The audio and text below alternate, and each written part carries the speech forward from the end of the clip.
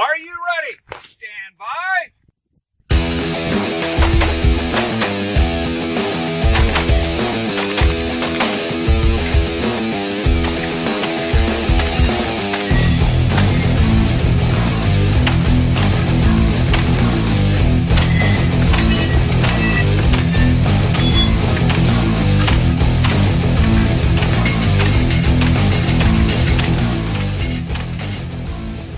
Welcome to the Three Gun Show, episode 31. I am your host, Dave Hartman. In this week's interview, we are joined by Team Benelli's Lance Dingler, live at the 2015 Noveske Multigun Championship in Colorado. And we discuss leveraging your strengths, mentoring junior shooters, and the biggest hypocrisy in Three Gun. Before we get into the interview, I want to thank you for downloading and listening to the show. The Three Gun Show is a weekly podcast dedicated to the fastest growing shooting sport, Three Gun. Each week, you get a new episode delivered directly to your iDevice or Android, featuring the most interesting personalities in the sport. And we have a little chat. We talk about gear, we talk shooting, we talk mindset, stage breakdown, traveling to a match, and basically just whatever else comes to mind. Now, if you listened last week in episode 30, you know that Jansen Jones was an amazing interview. He was very open about his life and shared his entire journey. And if you haven't listened to that, you got to go back and listen to it. It's threegunshow.com/episode 30. Jansen also brought $3,000 worth of gear with him. And this is stuff from his sponsors. It's stuff that they're just giving away. And one lucky winner is going to win all this stuff, which is totally cool. And this includes gear from Freedom Munitions, Extreme Bullets, ALG Geissele, 511, Hexmag, Noveske, Nosler, Remington, and Optics Planet. This is a ton of awesome stuff, so you better get in on it if you want to win. And you can do that. Find all the details and the entry form at threegunshow.com/Team Geissele. And that's Geissele. As you probably remember, we did a giveaway with LAG Tactical on their new competition line a couple weeks ago. We did announce a winner on that, and the good folks at LAG Tactical have also offered a 10% coupon for folks that want to get in on this and save a little bit of coins. So if you are looking for a holster or some mag pouches, something for your competition setup, or even your carry setup, they have a variety of products over there. Go to lagtactical.com and throw some stuff in your cart, and then enter DH3GS10. That's probably Dave Hartman 3 Gun Show 10 for 10% off when you check out. Links to everything that Lance and I discussed in this week's interview can be found in the show notes. So if you're listening to this on the way to the range, be sure to get to threegunshow.com/episode 31 when you get in front of a computer. And now please join me in welcoming the show, Team Benelli's Lance Dingler. Well, Lance, thank you for joining me on the Three Gun Show. Thanks for having me. It's my pleasure. Well, this is great, man. So we're here, we're face to face, just to kind of like set the tone for the audience. We're at the Colorado Rifle Club in beautiful Byers, Colorado, and I say beautiful because there's nothing out here. It's absolutely flat. I can see houses. There's 3 trees that definitely were not here 100 years ago. Those had, I mean, there's nothing. This is like prairie out here. So unfortunately, they don't really put ranges next to, really nice urban areas where there's all kinds of nightlife and stuff like that. So here we are on the prairie with all the thorn bushes and everything like that. But we just shot the 2015 Noveske Multigun Championship, and I shot it on Friday and then just kind of helped out as RO staff on the weekend here. Got to watch you shoot a couple stages and all these other people, and it was really a lot of fun. And so kind of want to ask you, Lance, how was this match? This is somewhat local match to you. You're about 5 hours away or 500 miles or something like that over in Lincoln, right? Yeah, well, we flew out of Omaha, so we left at 1:30 and landed here at 2. Oh, really? You time travel going west. Ah, that's crazy. You went back in time. Yeah, that's it the wasn't fastest bad at all. plane flight. Wow, yeah, that's like going to Vegas, which you need that hour. But then when coming back from Vegas, that's terrible. That is. Because now you lose an hour. You go to bed about 2 o'clock in the morning and try to get up for work the next day and feel like you drug home and beat. Exactly. Exactly. So, Lance, how did this match go for you? It wasn't too bad. I had 3 stages that were pretty bad. I picked up a lot of penalties out here, made some dumb mental mistakes, but yeah, all in all, it was a pretty good match. And Mark puts on a great match. He likes to make things seem very simple, but puts a lot of complexity and makes you pay attention and watch your fundamentals. Even though when you first look at the stage, you go, "Oh, that's an easy burner stage." And Yeah. he puts little things in there that get you to hang up or get outside of comfort zone, and people go to war with targets, and he's very good at that. For sure. Yeah. And I've shot this match all 4 years, and I've kind of got like a little bit of fear behind me now when I shoot this match, because I do know that Mark loves to do that kind of stuff. So I look at these, and like you said, they do look a lot like a lot of burner stages. And, I found myself getting hung up on a couple as well. And it's like, dang, Mark. Yeah, he'll put some targets on shotgun or something, maybe 20, 25 targets all at where you might shoot IC, and then he'll put 2 that are just hanging back there just far enough where if you get a little fast on the gas and stuff, you got the wrong choke in your gun, those 2 targets turn your stage into a disaster. Yeah, that's true. I watch people do that quite a bit. One of the things that Mark did when the ROs shot is he would say like random things, and I'll have to ask him later. I'm kind of wondering if he was like screwing with us a little bit. But there was a stage where we shot 195 yards, and you had to shoot from a tire, and it's like one of those big tractor like CrossFit tires, that you would flip over and stuff like that. And you had to be on the tire, in the tire, something like that. But none of the pieces of your body could be outside of the tire. And so I'm thinking like, all right, I'm going to prone out on this thing, no big deal. And so he comes up, before we get started, he's like, "You guys cool? You have any questions?" Because he wouldn't leave the stage description there because he didn't want us to know who was working what stage. So he came back just to check in on us. And he goes and sits in the tire, and he's like, "This is how I would shoot it." And he puts his butt on the tire, puts one leg in it, and one leg up, and so he's like shooting from a seated position. And I'm like, "Nah, I'm not going to shoot it like that." So I shot him my way. Later on, we caught him up in the match, and he's like, "Yeah, I shot that stage, and that was the wrong way to shoot that." Well, I think you watched a lot of people. That's that kind of stuff's curtailed to all the different physical attributes of a person: tall, short, skinny, wide. Because the position you're talking about, we shot that like that on Rocky Mountain off the roof. They had a roof facing backwards, so you could either lay down your back and shoot at your toes, or sit up with your knees up and put your elbows down and just take your medicine and shoot the targets. But when you're in that position, you're folded forward, and if you have anything on your belt or anything, it's pinching into you, and you're already compressing your lungs. So shooting a rifle in those positions makes it very difficult. I try to always find a position where I can kind of erect my torso such that my lungs are open and I'm able to breathe and make good decisions and conscious shots. So then how did you choose to shoot that tire stage? Nate and I both jumped in it and basically just put our knees down on the ground and put both elbows on the tire and then a magazine on the tire. So we got 3 stable points position. You're going to break really good, solid shots every time. And then it's easy to get up from that position, too, and then run downrange, which is what we had to do. Yeah, just stand up and jump out and run. Very good, very good. Well, shoot, no one on our squad did it that way, so no one thought of that one. Well, so this is awesome. So the burner stages, the gotchas, it's really been a fun match. What was your favorite stage that you shot today or over the weekend here? Oh, I don't know. I liked them all. I enjoyed the shotgun stage too, but I made a really dumb mistake. They had that framed-in thing of firewood. Mm-hmm. So the stage description said you had to have both feet all the way on the firewood and not touching the frame. Right. So I just took 10 slug shots with my foot touching the frame. Oh, man. And 50 seconds in penalty. Shot the stage in 40 and 50 seconds in penalty, so I had more in penalties than the time it took me to shoot the stage. Oh, man. Well, that's terrible. And I hate to add insult to injury, but I beat you on that stage. Yeah. That's awesome. I had a 50% on it. Tell all my friends.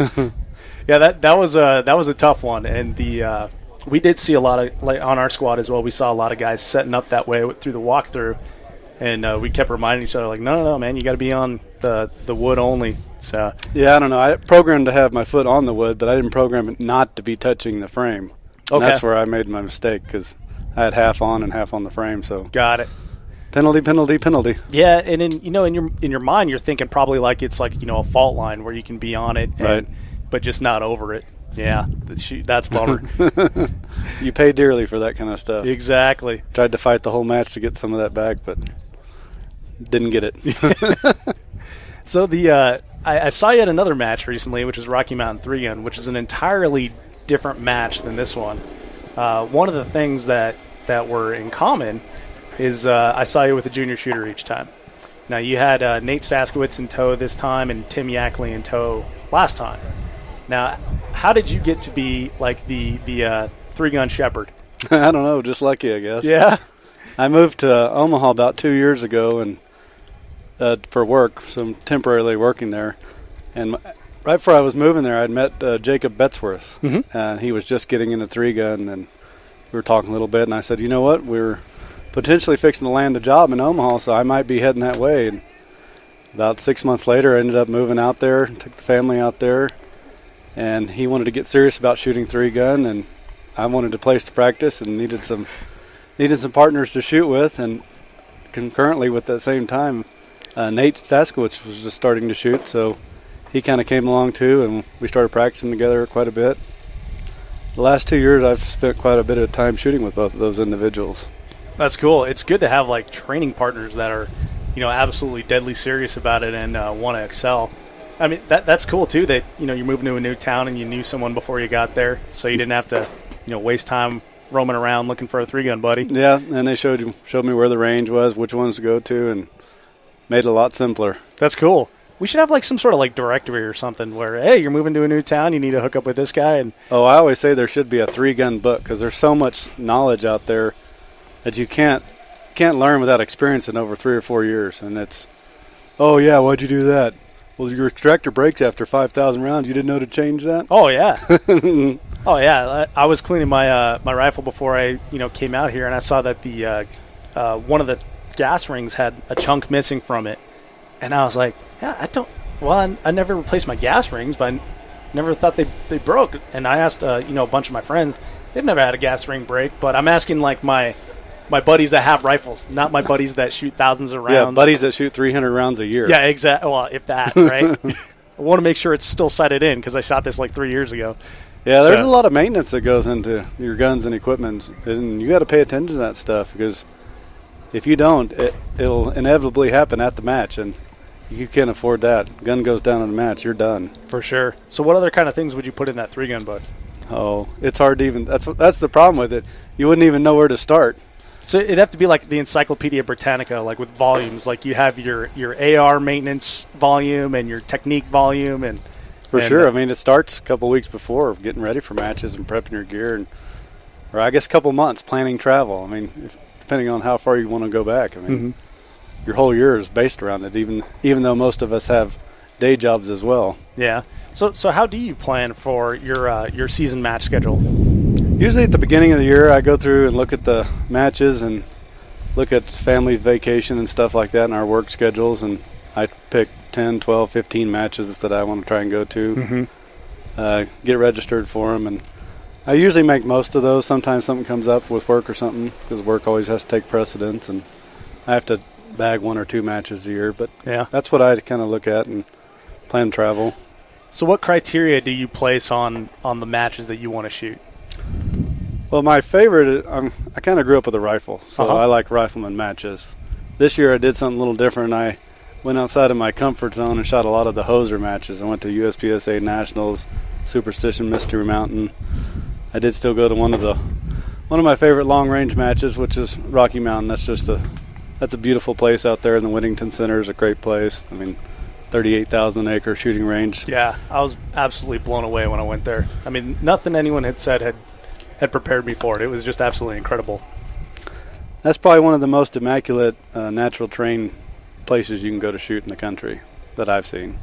Yeah, very fortunate for me though. It's only a few hours away too. So coming from Denver, that's really nice. Yeah, yeah, and I'd gone 35 years without going there. I couldn't believe it when I got there. It's like, geez, had I known. Yeah, it's 3.5, 4 hours from here. Yeah, it's about that. Yeah, it's not too bad as long as you miss the Colorado Springs traffic. But so once you decide your matches that you're going to shoot, how do you negotiate that with like family vacations and stuff? What takes precedence? Well, I guess it's always a negotiation with my wife. But a couple years ago, I let her stay home from work. She wanted to spend some time with the kids and stuff, so she quit working, and I said, well, I'd like to do a little more traveling and shooting, so it was kind of a trade-off there. So, but it's worked out great. They're very supportive of me, and I can't ask for anything better, to be honest. That's great. Well, she's not going to listen to this, so right. Thanks. Yeah, her and shooting. She doesn't have anything against guns or anything. That's just not her forte. Yeah, just like golf. Just, yeah, right. It's just another sport. You know, not interested in it. So now, have they ever traveled to a match with you or anything? We've met in places. So we were picking up an end of a vacation or the beginning of a vacation at some of the matches and gone from there. But going out to the matches, not really. Kids are pretty young and don't really want them running around with a bunch of ammo and bullets flying through the air. So you said kids plural. You have 2 kids? I do. My son's 7 and my daughter's 11. Oh, cool. Now, do you see them getting into the sport too? Is that something you would encourage? I do. I mean, I've taken them out and I let them shoot guns, shoot rifles, shoot handguns, just to have a gun awareness. I think it's important that everyone should know how to at least operate and shoot a gun. So, I encourage it all the time. Now, do they show interest in what you do? Not really competitively. They like to go out and shooting the guns and plinking and stuff, but they're still pretty they're competitive in some of the soccer and basketball kind of stuff right now. They haven't really taken any interest in competitive shooting at this point in time. Gotcha. Yeah, there's not really like a whole junior farm league type thing to get them into that. I don't know, maybe 4-H or something. We don't have anything like that in the city though. Yeah, I actually shot 4-H on the shooting team when I was younger. Yeah. What kind of were those matches, or was it just we went to competitions. Okay. It was I grew up on a ranch, so I've been shooting rifles since I was probably 3 or 4 years old. And then I guess in 4-H we started shooting maybe around age 8. Start with air rifles and shoot 3 position, standing, prone, and kneeling. I don't remember what year, but 10 or 11 maybe you go start shooting 22s. So we had a lot of fun doing that. It was actually 3 ranch kids that were all on the team, and I think when we were 14 or 15 years old, we beat the junior Olympic team, and then we stopped shooting. It was not fun anymore. We've reached the pinnacle. There's nothing left to do. Yeah. So you stopped shooting at 14. Then when did you pick up competition shooting again? I kept hunting. I've been hunting all my life. I probably hunted up till about college, and then after I got out of college, I slowed down for 5, 6, 7 years of hunting or shooting just in general, trying to get established and work and start making a little money so you can afford to do that stuff again. It was probably 10 years or so after that I started getting really back into hunting, and then I think around 2010 was when I went to my first 3-gun match. Okay. Similar story to everyone. My buddy convinced me, hey, let's go shoot this 3-gun match. What's that? It's a gun or a match where you take all your guns, pistol, rifle, shotgun. Well, I have some of those. I don't know if I have the correct ones. I didn't even know there was a correct one. I just thought, well, this is what I have. I guess this is what I'll shoot. Yeah, I took a 18-inch cylinder bore shotgun pump. That's what I had too. It holds 5 or 6 rounds. Yeah, Mossberg 500 is what mine was. Couldn't have been more inappropriate for. Just get attacked by something? Yeah, I was standing in an ant bed, I guess. Oh, Jesus. I thought I had a sticker in my leg a while ago. This is the hazard of live recording. Yeah, right? There's all kinds of things to deal with out here. Yeah, the sand blowing in everyone's guns and actions, and you got the tumbleweeds chasing you down the road. Yeah, exactly. You have to stop shooting because there's rabbits on the range. Yeah, right. Stage 5 over here on Saturday evening. They're standing right by the swinger targets, just a little rabbit just hanging out. Live fire, from the rifle, right? Thump, thump, thump, thump. Just hanging out. Yeah, I like to find a rabbit on the stage, trying to keep up with him. That means if you get to the end at the same time he does, you did well. Give you some inspiration. Yeah, right. Jesus, I wonder if I just get bit too. I don't see any more. I think we're safe. Yeah. For now. Okay, so we once you went to the 3-gun match, you brought your 18-inch cylinder bore out with you. Was it just like, hey, that was cool, and then maybe I'll shoot it again, or? I was hooked at that time. I just immediately started paying attention to what gear was appropriate for stuff, and learning about rifles and comps on rifles, the different types of optics.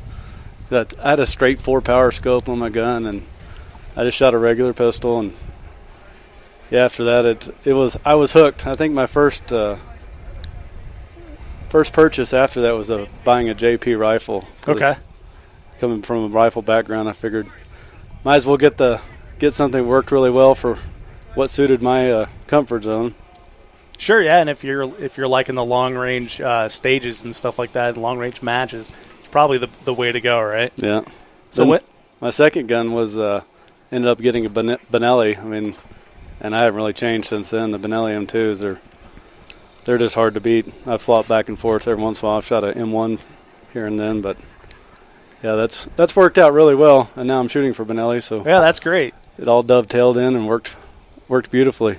Which is cool, and we see a lot of times, people are like, "Wow, you just want to sell me a Benelli because you shoot for Team Benelli or something like that." It's nice to hear when people actually use that gear and then make the transition to sponsorship, because then it's like, well, Lance used that for years, so and now he's shooting for Benelli. That's great. Yeah, I try to represent people that I would use their stuff anyway. Mm-hmm. I think I've had on one occasion I've tried something that I didn't really know a lot about or really buy into, and I won't do that again. Yeah. No, I think that's cheating yourself, cheating the sport, and cheating others. I mean, you got to stand behind what you're shooting and representing, I think. Oh, for sure. Yeah, there's been times where I've definitely made buying decisions based on the recommendations of other shooters, and luckily it hasn't hurt me in any way now, but I definitely can see that when you create that trust, that level of say expertise, or you're the authority on that topic, got to be careful as far as what you put your name behind. Sure. And the funny thing is, you go to any kind of a established or professional shooter, and new shooters are coming in, they tell you, just shoot what you have. Don't go out and buy a bunch of other stuff. Talk about the pot calling the kettle black. All those pro shooters, when they started, they bought every different type of gun, tried every different type of gun. I mean, it's just everyone wants to collect things and try a bunch of different things. You can't not do that. So yeah, especially when it's a race, it's a competition, because for some reason you get it in your head if I just had Terran Tactical Innovations Benelli M2, I could have smoked that that stage or that match or whatever. It's an easy trap to fall into.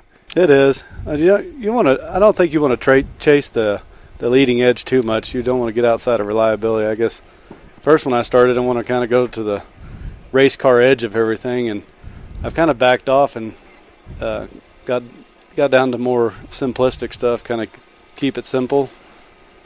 Reliability so much more than any of that. So you want good, well-made, manufactured equipment or manufactured by good gunsmiths. But outside of that, I don't really believe in riding the leading edge anymore. I'll take a reliable gun over something that's got a trigger job right on the edge that may or may not work all year long. That's just not worth it to me.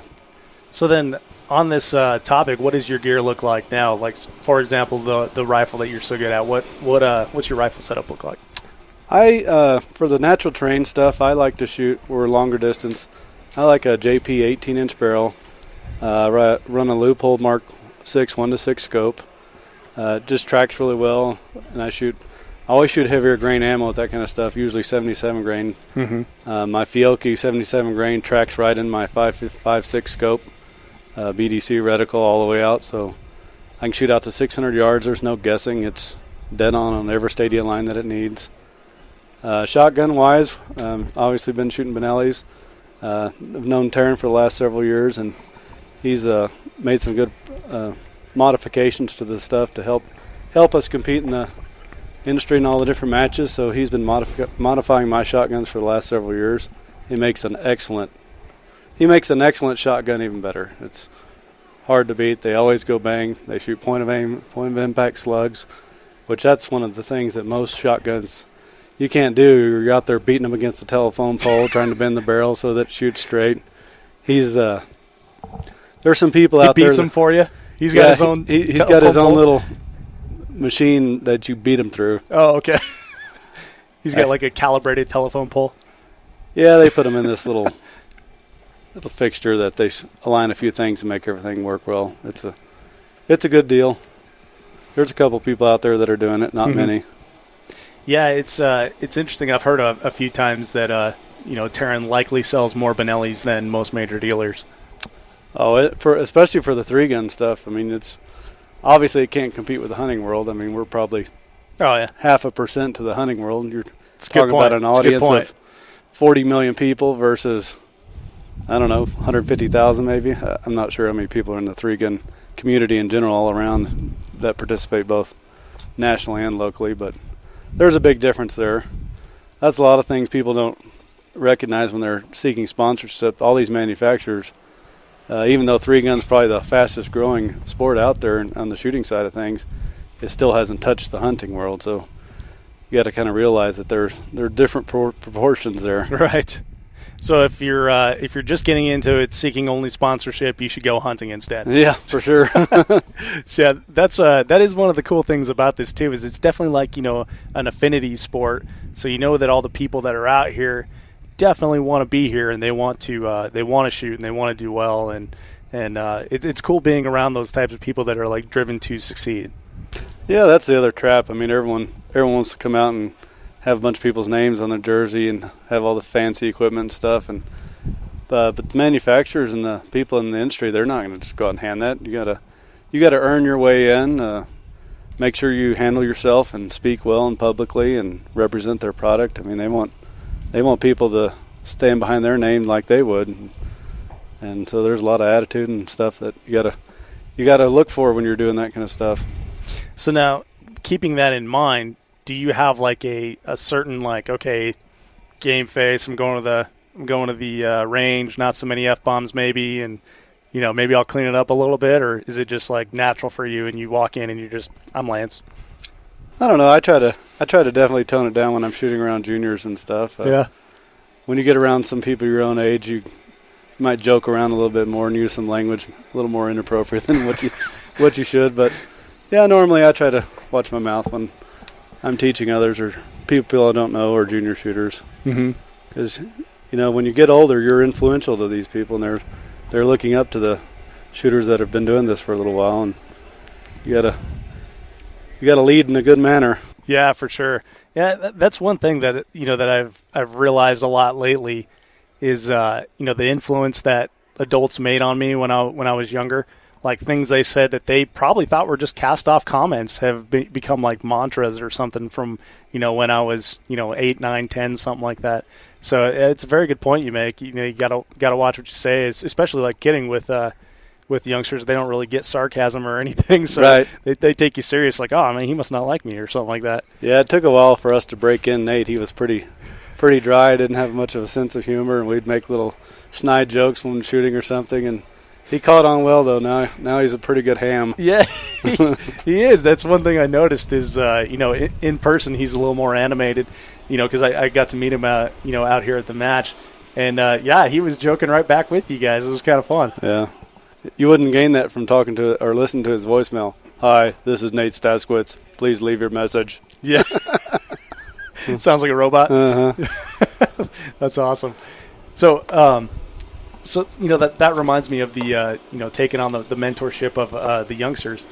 I'm curious as like how the logistics of the handoff is there like some certificate of ownership that his parents transfer to you before you guys head out here, or what's the actual logistics of that agreement like? Well, it kind of started out they would just meet up with us at the range every once in a while. And then he started calling and say, "Hey, you're gonna go shoot? Can I come with you?" Sure. So his parents would come sit there and watch for a while, and I guess after they kind of got to know us, they started coming out there, drop him off, and then we'd either meet him back in town or take him home, whatever. And just this year we started traveling a little bit, and I forgot which match it was, but they weren't able to go, and he really wanted to go. And I said, heck, he can go with me if he wants. I mean, I'm going there anyway. I'm getting a hotel room. It's not really any skin off my back. And so we went to one match, and then a second, and then we got a couple more we're going to that his parents aren't going to, so I'm traveling him around a little bit. Sweet. Yeah, I enjoy it. He's a good shooter. And then they get a break. Yeah, right. Which is great. get to spend some time with their other child and get one out of the house. That's right. Yeah, he's been a really good shooter. We've done quite a bit of training together. I'd remind him, I said, listen to what I say, not what I do. That's very true. I got friends I talk to, and they want to, get into 3-gun and stuff. And, when we talk gear, because that's what everyone wants to talk first. And I'll tell them the exact same thing. It's like, don't look at my stuff. Here's what you should get. And so, the do as I say, not as I do. There's a lot of mental and agility and efficiency that goes into 3-gun. That's one of the things I try to show people and teach him. Because, I played football in college, and we watched a lot of film. So when I first started shooting 3-gun, I was watching the YouTube videos, trying to see where these people were making up time and studying their footsteps, studying when they're shooting, when they're not shooting, when they're loading. And there's so much efficiency to be gained in that. And I really, when I'm helping people, they're going to have to teach themselves to shoot. I mean, you can give them some fundamentals, but it just takes some range time. But I can go out and show some people just a little bit of footwork stuff and cut their times in half almost immediately because they're just not thinking about that kind of stuff. So when you go to, you'll have to show me after we're done here, by the way. But so when you guys go to the range for your practice sessions, is that what you're working on mostly? Is the footwork and the transitions and stuff? Yeah, they learn. I mean, both Jacob and Nate and several other people I've taught, they learn to shoot anyway. Right. I watch their footwork. I watch from how they get from one position to another, because you can actually go too fast or too slow in between positions. It's all predicated by the number of target presentations and how fast you can actually shoot that. I mean, you find a lot of people that look choppy on a stage because they're running faster than they could have actually shot those targets as they're going by them. So a lot of times it makes sense to slow down, and you want your footwork to be, just perfect. Even if you're only giving up a quarter to a half a second, do that 10 times in a stage, and you just kiboshed it against somebody. Right. You're going to drop 20 points, and you just can't afford to do that and be competitive and place at the top. So then do you guys set up like footwork drills? Oh, very heavily. Yeah? Mostly. What do those drills look like? Just boxes or sticks and stuff. I mean, nothing real fancy. Usually we go to the range. When we're shooting in a group, we'll just set up the whole bay with falling steel, reactive stuff, paper targets, just a little bit of everything. So rather than move all the targets around all the time, we set up, we move everything in between. So maybe move tires or sticks, shooting positions, or call them barricades, whatever you want, to force you to shoot stages different ways. That way you don't have to tear up, pull all your spikes and all your targets up and move them around. You spend all day doing that. This way you can go pick up a stick and just throw it 10 feet, move it here and there. We take turns setting up stage or developing the stage description. We all practice shooting it against each other, and it really does help. Now, do you do your practice based on like matches that you're going to, or stuff that you've already done that you thought you could do better, or this is something I saw in a match that I wasn't quite as adept at and I want to improve? Yeah, I always work. When I go out to the range by myself and practice, I always work on stuff that I feel like I'm lacking in or haven't practiced in a while. I don't really necessarily tailor to matches, other than when I'm going to go shoot a big rifle match, I'll go lay down and shoot a little bit of rifle ammo before that match, maybe 500 or so rounds before I go out, because you can't afford any misses on long range targets unless you want to chew up a bunch of time. Right. Now, do you work on like positional in that rifle practice, or is Absolutely. Okay. I try to shoot in all the most uncomfortable positions, and then prone is my favorite position. So when I get in that position, I want to be able to shoot one for one and a pretty fast pace. The other stuff, I want to work on my breathing, not rushing shots, catching them in between maybe your first or second breath, and making good trigger pulls on targets, just so you don't have a lot of makeup shots. When you're on long range aim targets, you're dropping anywhere from 2 to 4 seconds to get another good shot downrange, and that's a time killer. Now, do you like artificially raise your heart rate and get your lungs working stuff, like push-ups, burp-ups?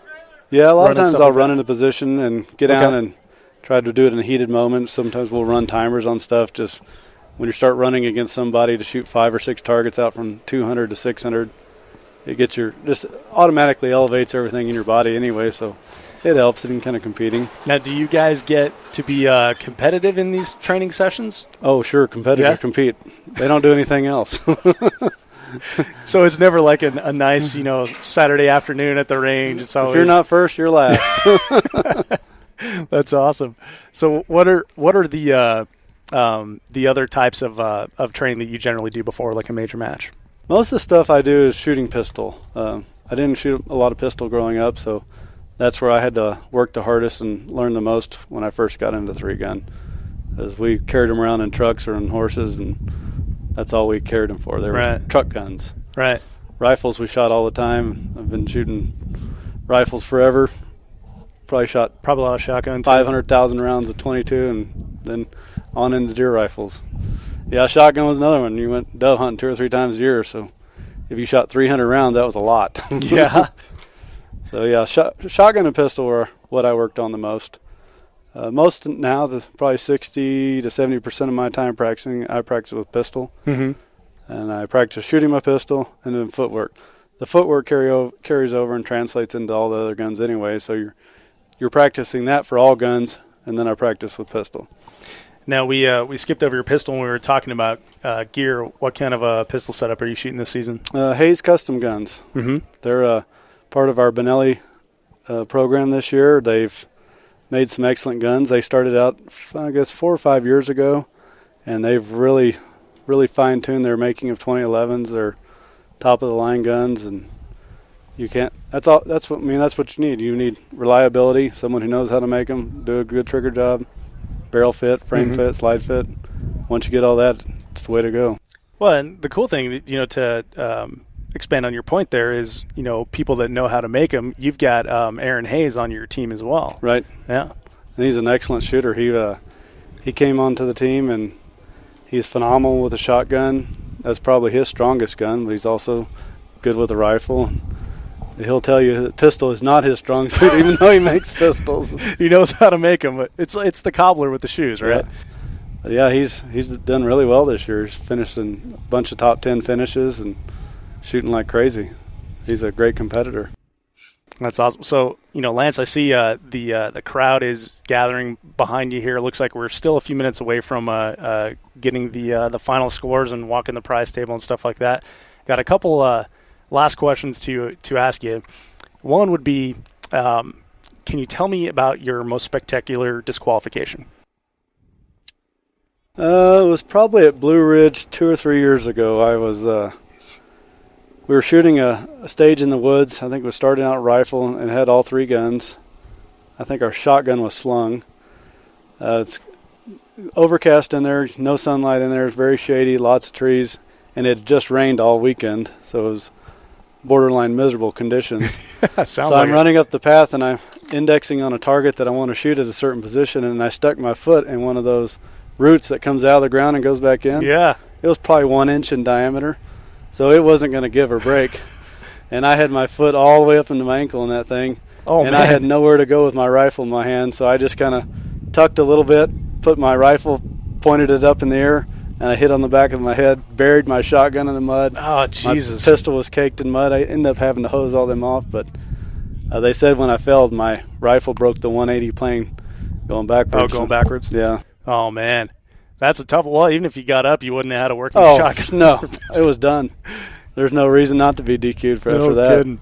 So from that DQ, what was your takeaway as far as like if you had to catch that root and fall again, what would you do different?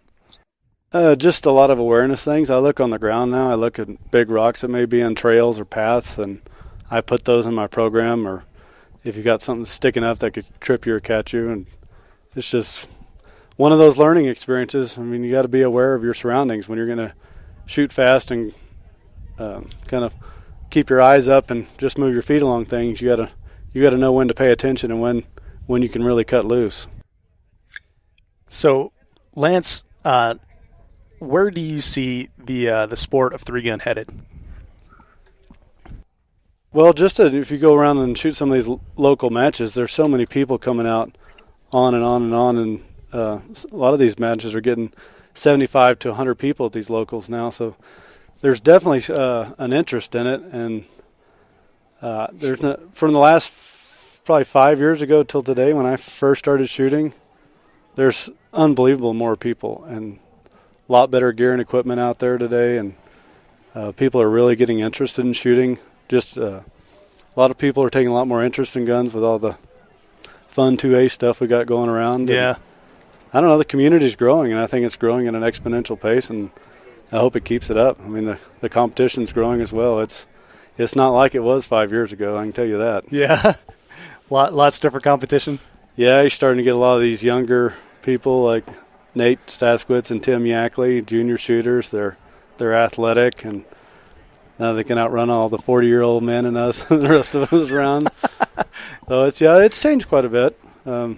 And we're getting a lot of middle-aged athletes in it that played either collegiate or professional sports. So when you put that level of people in there, I mean, whether they're good good at shooting before or not, they're going to learn, and they've got the skill and the drive to make it happen. And I think that's what we're seeing a lot more in the sports today. Yeah, and they have that competitor mindset, and they bring that to the match. Yeah, and you'll see a lot of the people have been doing this 10 and 15 years.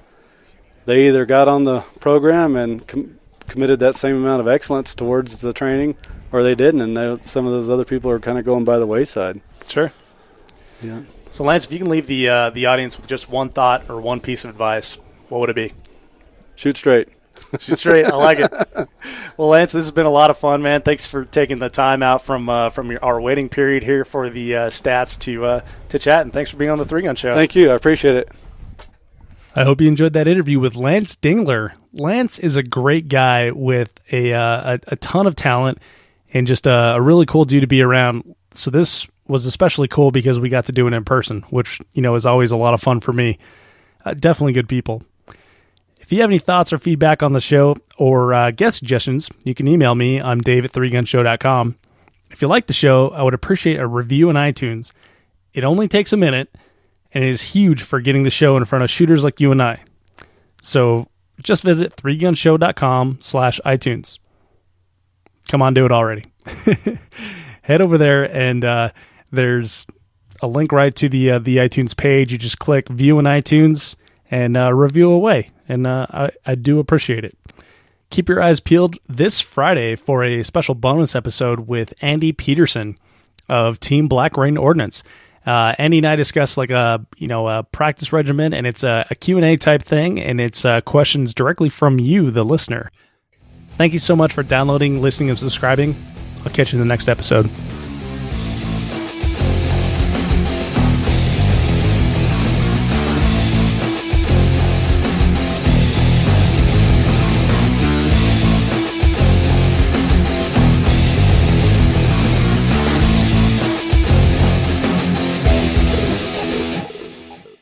If you are finished, unload, show clear.